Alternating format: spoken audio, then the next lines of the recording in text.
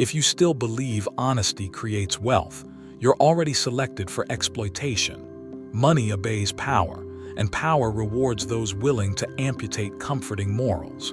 You are trained to believe that wealth is a reward for effort, for honesty, for being a good man. That belief is the leash. Money is not a trophy handed to the morally upright. It is a resource captured by those who understand leverage. The marketplace does not measure virtue. It measures control. Whoever shapes perception, directs incentives, and engineers dependency absorbs the flow. You were told to work hard, but hard work without positioning is livestock behavior. The ox works hard, the ox dies poor. The architect of wealth does not ask, "How can I contribute?" He asks, "Where is the pressure point?" This is the first lens shift. Stop viewing money as income. Start viewing money as consequence. Money is the visible residue of invisible power. It accumulates around authority, around scarcity, around influence over decisions. It moves toward whoever controls outcomes.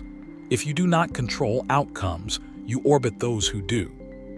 You were raised on moral symmetry. Good action, right arrow, good result.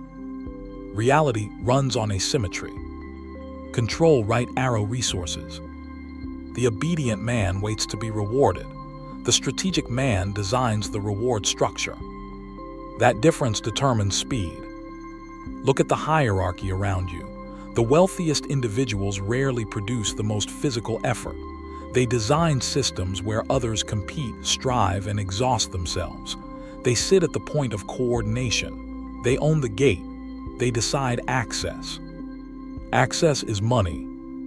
If you can decide who enters, who participates, who receives exposure, who gets approval, you print value. If you cannot, you trade time for fragments. This is why most men stay trapped. They optimize productivity instead of leverage. They become efficient employees, not strategic operators. Efficiency increases output. Leverage multiplies outcomes. One is linear, the other is exponential. You were trained to respect linear effort because it is predictable and safe. Exponential thinking is destabilizing. It requires risk tolerance, social detachment, and the willingness to be misunderstood. Here is the uncomfortable inversion. Honesty without power is self-exposure. Transparency without leverage is vulnerability. Loyalty without positioning is servitude. The system praises these traits publicly because they make you manageable. A manageable man does not accumulate threatening levels of autonomy. The fastest way to get rich is not grinding longer hours.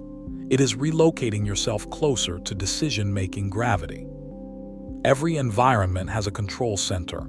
In a company, it is ownership. In media, it is distribution. In relationships, it is emotional leverage.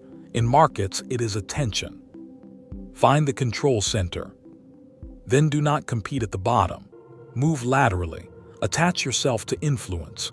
Acquire skills that give you asymmetrical impact: negotiation, persuasion, capital allocation, narrative framing. These are not moral skills. They are power skills. Power skills shorten time. You are conditioned to believe that speed equals recklessness, that slow and steady is noble, but speed belongs to the man who understands structure.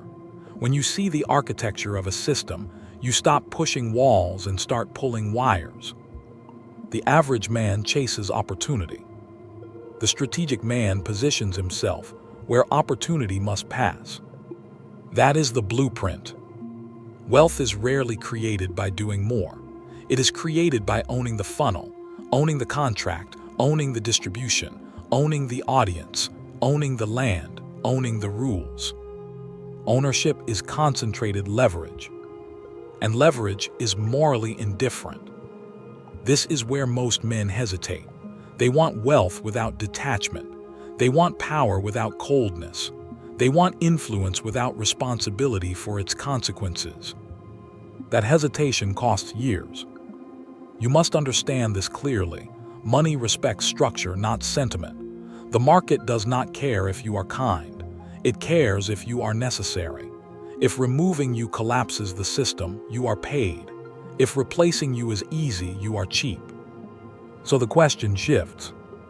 Not how can I earn more, but how can I become structurally difficult to replace? This is the beginning of Machiavellian thinking. You stop measuring effort and start measuring control density. You stop asking for raises and start acquiring stakes. You stop chasing validation and start accumulating strategic silence. Because once you see wealth as controlled flow rather than moral reward, your behavior changes. You stop performing goodness. You start engineering inevitability. That shift is uncomfortable. It strips away the illusion that the world is fair. It forces you to admit that power precedes profit, but clarity is faster than comfort, and speed is the advantage. Power does not announce itself, it embeds. The mistake most men make is looking for dominance in loud places: titles, money, charisma, aggression. Those are symptoms. Control lives deeper, in the quiet mechanics that shape behavior before choice even appears. The fastest wealth is generated by those who understand this mechanism.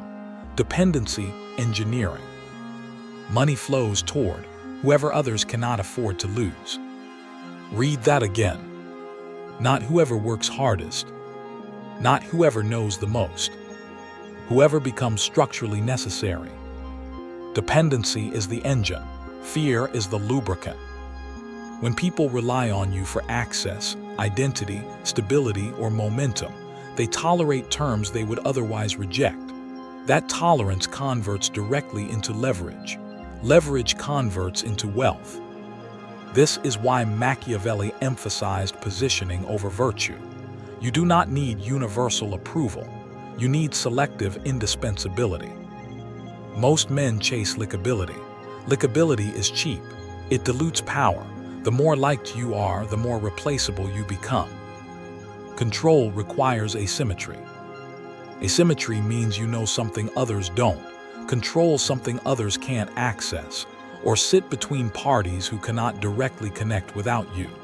In every case, you are not the worker, you are the choke point. Choke points create obedience without force. Look at any fast wealth structure, and you will see the same pattern.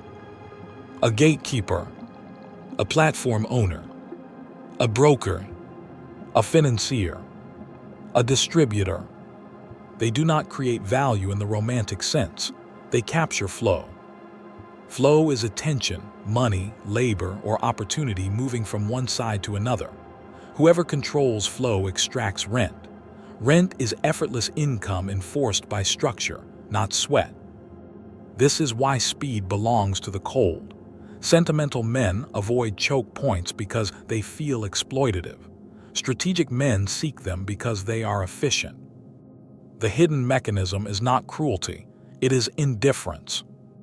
Indifference allows you to see people as functions, not narratives, needs, incentives, fears, dependencies. Once you map those, behavior becomes predictable. Predictability is profit. If someone needs your approval to advance, they will self-censor. If someone depends on your resources to survive, they will comply. If someone fears exclusion from your network, they will negotiate downward. None of this requires threats. The structure does the work. This is why moral men are slow. They negotiate internally before they act. They worry about optics.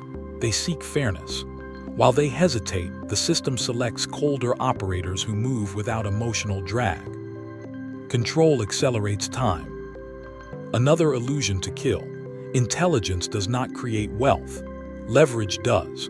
A moderately intelligent man controlling access outperforms a brilliant man executing tasks every time. This is why the world feels upside down to you. You see less capable men moving faster, earning more, commanding space. It's not unfairness, it's architecture. They built or occupied positions where decisions flow through them.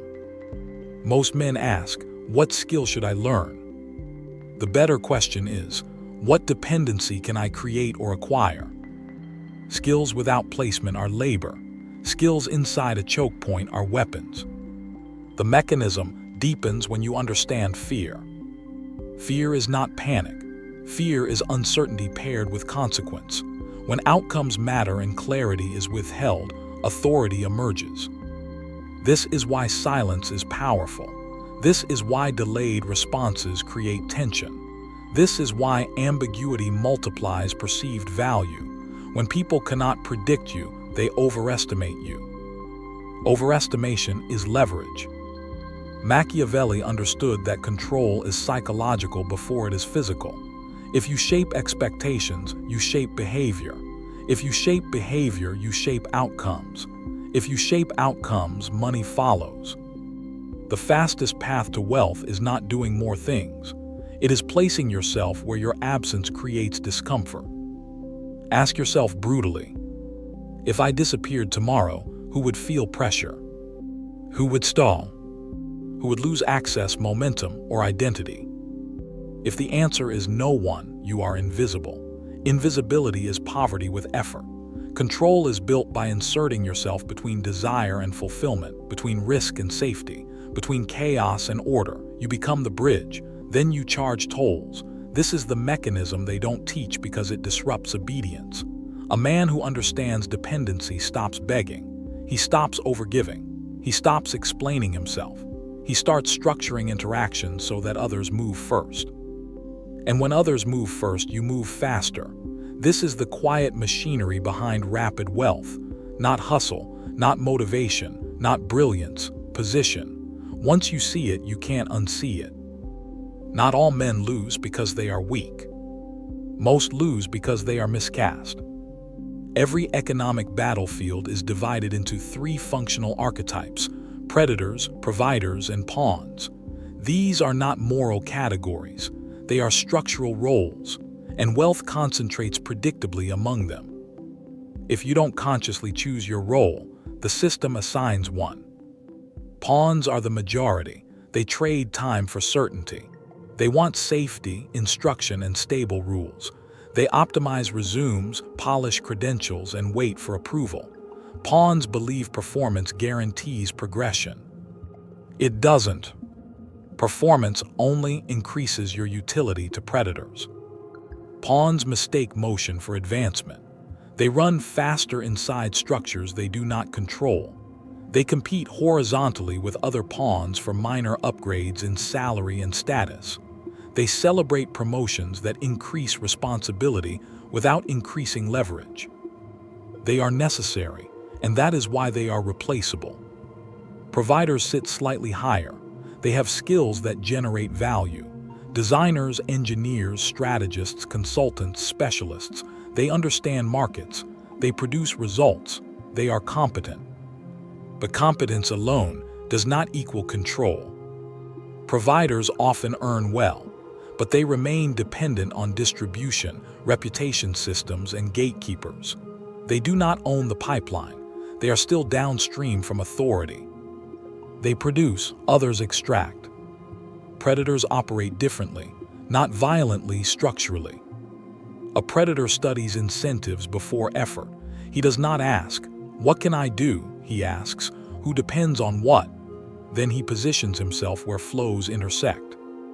Predators own equity, contracts, audiences, systems, platforms, land, intellectual property, networks. They design frameworks where providers compete and pawns execute.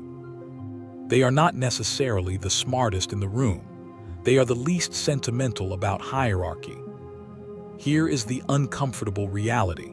Providers often despise predators while secretly financing them. Pawns often admire predators while unknowingly serving them. The predator is rarely loud. He does not need to prove dominance. His power is embedded in ownership structures and decision rights. When revenue enters the system, it touches him first. That is speed. If you are a pawn, your income stops when you stop.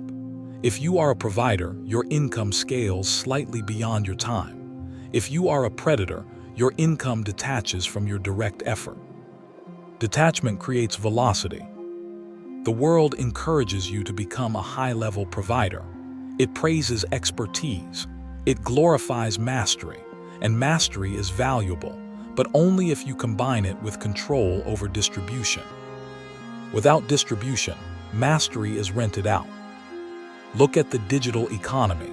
The fastest wealth did not go to the most talented creators. It went to the platform owners, the payment processors, the infrastructure builders, the aggregators. They sat above the noise. This is Machiavellian clarity. Do not compete for applause, compete for ownership. Providers often hesitate to cross into predator territory because it requires behavioral coldness. You must negotiate harder, withhold access, set asymmetric terms, fire quickly, refuse fairness when it weakens position. Many men cannot stomach that shift. They cling to identity as a good guy, and so they remain profitable but never powerful. The pawn fears risk. The provider fears reputation damage. The predator fears only irrelevance. Which fear dominates you determines your ceiling. To accelerate wealth, you must at minimum evolve from pawn to provider. But speed truly compounds when you transition from provider to structural controller. That transition requires one internal death, the need to be liked. Predators accept selective hostility as the cost of leverage. They understand that someone will always resent hierarchy. They proceed anyway. Most men stall because they want both comfort and dominance. Those two rarely coexist. You must decide whether you want to be paid for effort or compensated for position. Effort is honorable. Position is profitable. Once you see these archetypes, you begin recognizing patterns everywhere. In corporations, in friendships, in politics, in online spaces.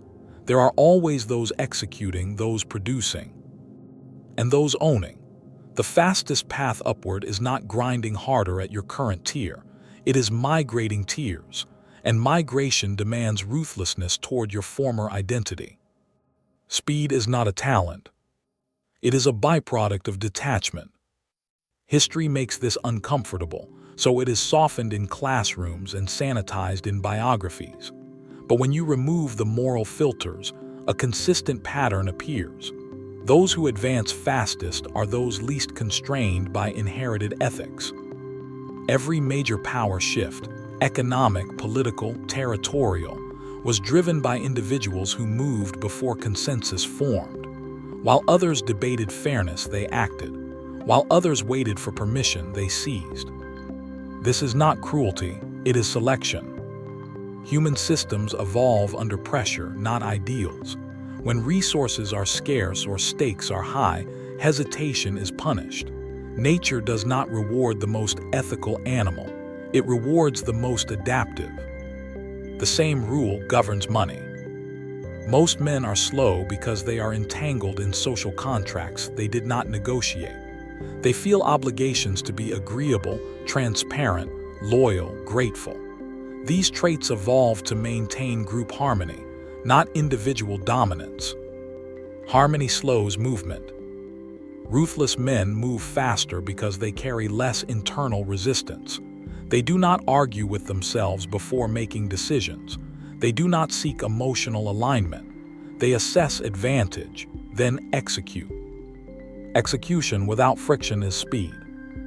Look at any historical figure who accumulated power rapidly.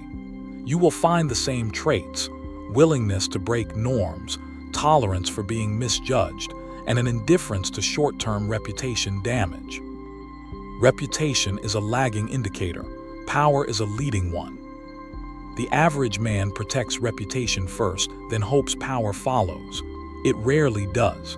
By the time consensus approves him, the window has closed. Ruthless men reverse the order. They acquire leverage first. Then they rewrite narratives once outcomes favor them. History forgives winners. It interrogates losers. This is why moral hesitation is expensive. Every internal debate costs time. Every attempt to be fair costs leverage. Every desire to be understood costs unpredictability. Speed belongs to those who simplify decisions. Machiavelli understood that cruelty, when used decisively and sparingly, is more humane than prolonged uncertainty. The same applies to economic strategy. Clear, firm actions, even if unpopular, stabilize systems faster than endless negotiation. Most men mistake ruthlessness for aggression. It is not loud, it is not emotional, it is clean. Ruthlessness is the refusal to carry unnecessary weight. The ruthless man cuts relationships that dilute focus. He abandons paths that waste momentum. He exits negotiations that do not improve position. He does not cling to sunk costs out of nostalgia. He treats time as a non-renewable weapon. This is why speed terrifies people. Fast movers expose how much of life is slowed by choice, not fate. They reveal that many delays are self-imposed.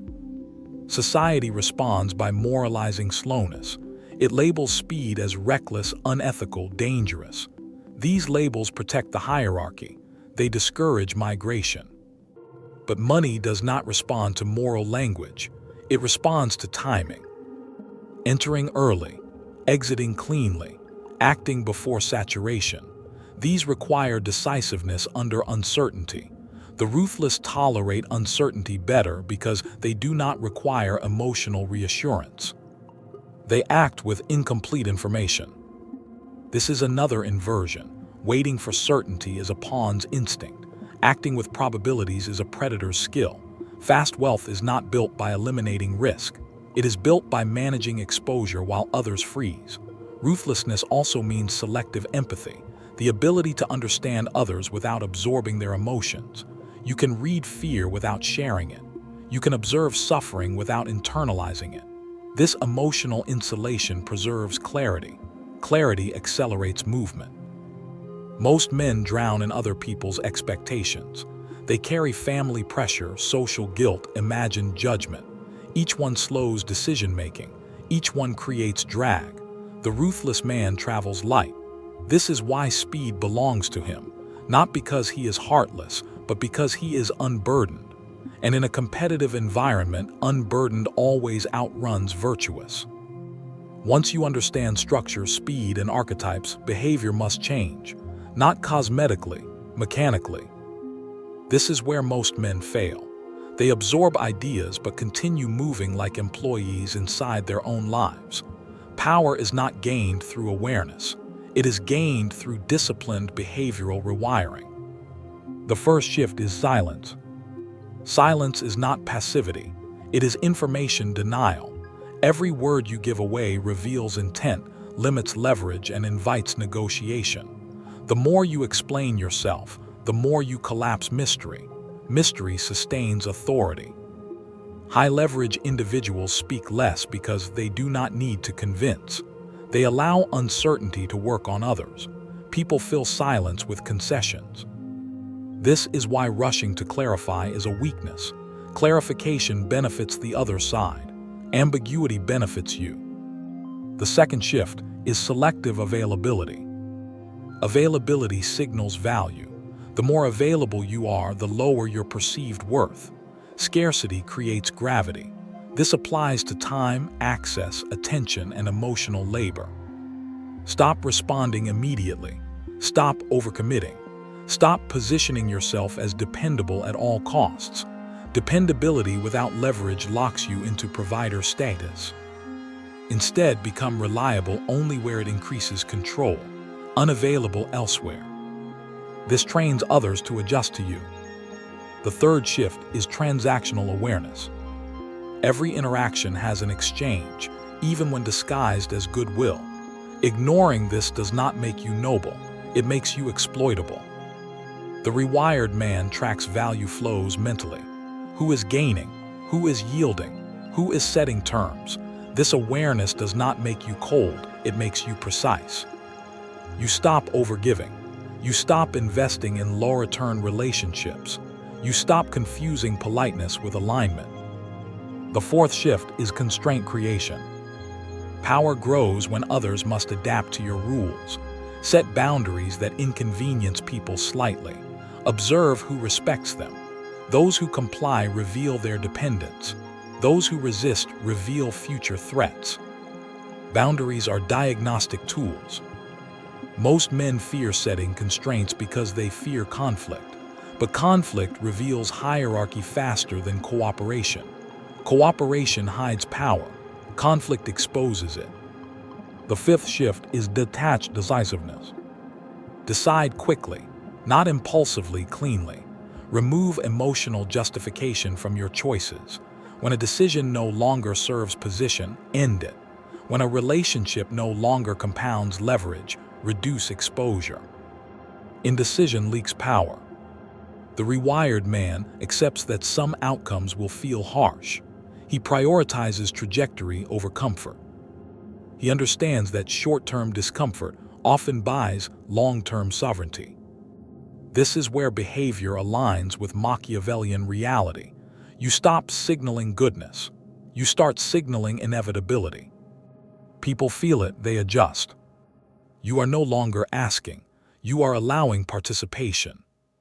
This behavioral shift does not make you aggressive. It makes you immovable. Others sense that negotiation has limits, that access is conditional, that time with you is not free. And where conditions exist, power accumulates. Rewiring is not about dominance displays. It is about control density in everyday behavior. How you pause, how you withhold, how you exit, how you wait. Small behaviors repeated consistently restructure your position without confrontation. Over time, you notice something unsettling. People treat you differently without knowing why. They hesitate. They seek alignment. They test boundaries carefully. This is the early signal of leverage acquisition. You are no longer broadcasting need. You are broadcasting selectivity, and selectivity accelerates wealth faster than effort ever could. No one accumulates power without losing an identity first. What must die is not your ambition, but your compliance reflex. The part of you trained to seek approval, explain intentions, and earn worth through visible effort. That identity was useful for survival inside systems.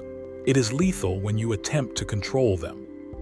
The old self believes value comes from contribution. The operator understands value comes from position. This is an identity execution. Your former self was rewarded for being agreeable, for being dependable, for being understandable.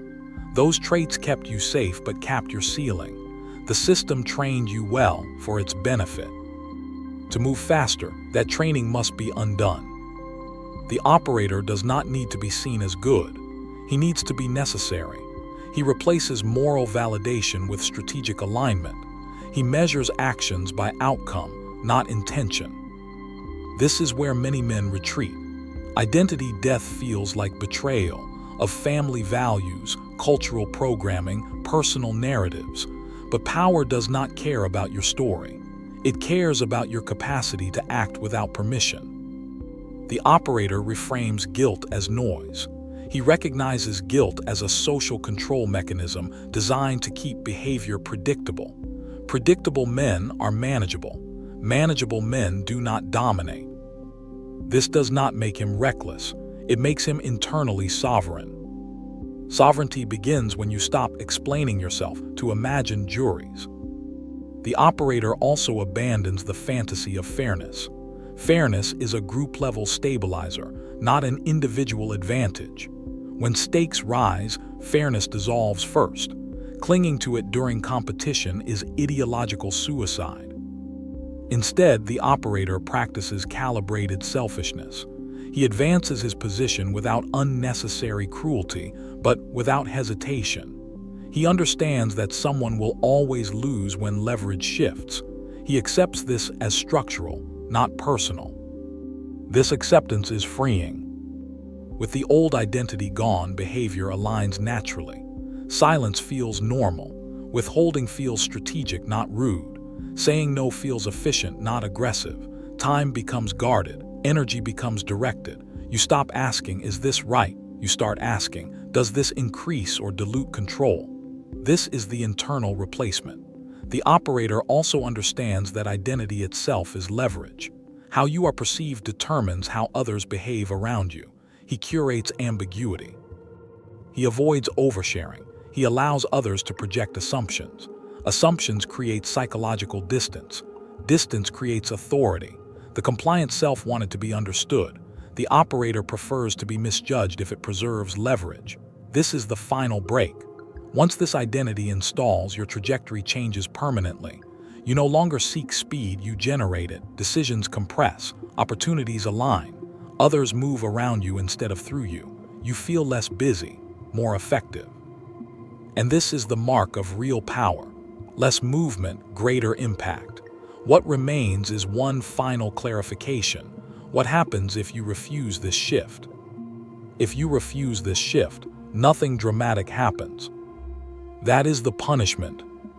You will remain functional, employed, respected enough, busy enough to feel occupied but never dangerous. You will mistake motion for progress and call endurance a virtue. The system does not need to crush you.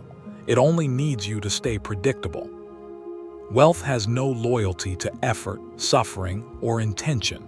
It flows toward leverage with mechanical indifference.